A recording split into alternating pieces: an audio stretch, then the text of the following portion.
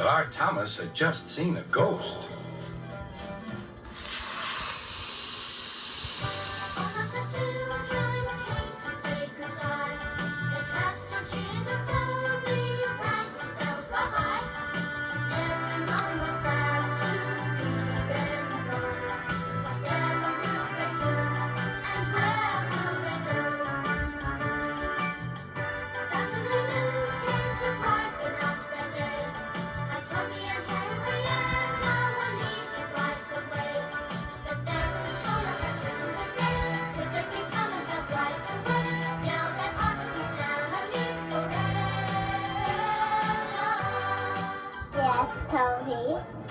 Toby got thirsty. He drank his drink, and then he got more thirstier. He had no more else water because he drank it all. And that's the end of the story. Mavis is a diesel engine who works for the quarry company shunting freight cars in their sidings. She has 6 small wheels hidden by side plates just like Toby's. Mavis is young and full of her own ideas. She loves rearranging things too and began putting Toby's cars in different places every day. This made Toby cross.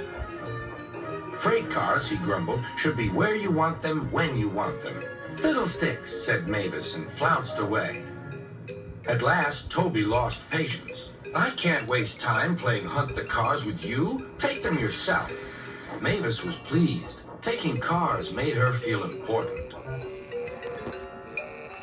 At the station, Diesel oiled up to her. Toby's an old fusspot, she complained. Diesel sensed trouble and was delighted. Toby says only steam engines can manage freight cars, continued Mavis. How absurd, squirmed Diesel. Depend upon it, Mavis. Anything steam engines can do, we diesels can do better.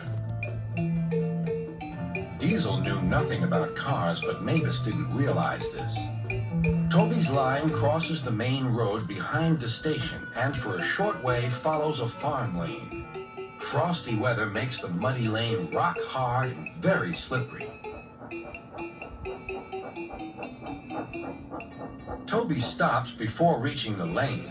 His fireman halts the traffic at the crossing, and then he sets off again. By using the heavy cars to push him along, he has no trouble with the frosty rails in the lane and across the road. It is the only safe thing to do in this kind of weather. Toby warned Mavis and told her just what to do. I can manage, thank you, she replied. I'm not an old fusspot like you. The freight cars were tired of being pushed around by Mavis. It's slippery, they whispered. Let's push her around instead. On, they yelled. Mavis took no notice. Instead, she brought the cars carefully down the lane and stopped at the level crossing. All traffic halted. One in the headlamp for fusspot Toby, chortled Mavis. But Mavis had stopped in the wrong place. Instead of taking Toby's advice, she had given the cars the chance they wanted. Hold back, they cried. Grrr up, ordered Mavis. The cars just laughed and her wheels spun helplessly. Workmen sanded the rails and tried to dig away the frozen mud, but it was no good. Everyone was impatient. Grrr, wailed Mavis.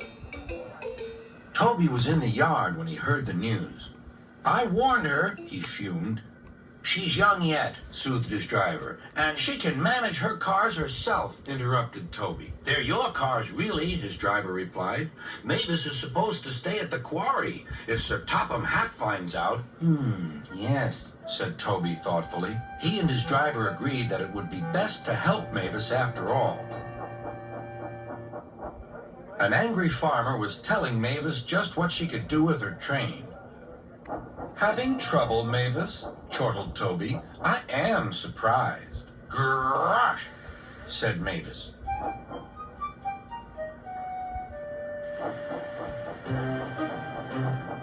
With much puffing and wheel slip, Toby pushed Mavis and the freight car's back. The hard work made his fire burn fiercely, and his firemen spread hot cinders to melt the frozen mud.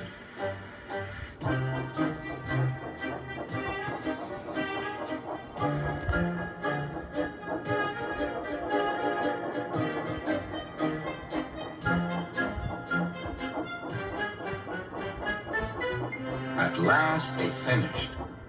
"Goodbye," called Toby. "You'll manage now, I expect." Mavis didn't answer. She took the cars to the sheds and scuttled home to the quarry as quickly as she could.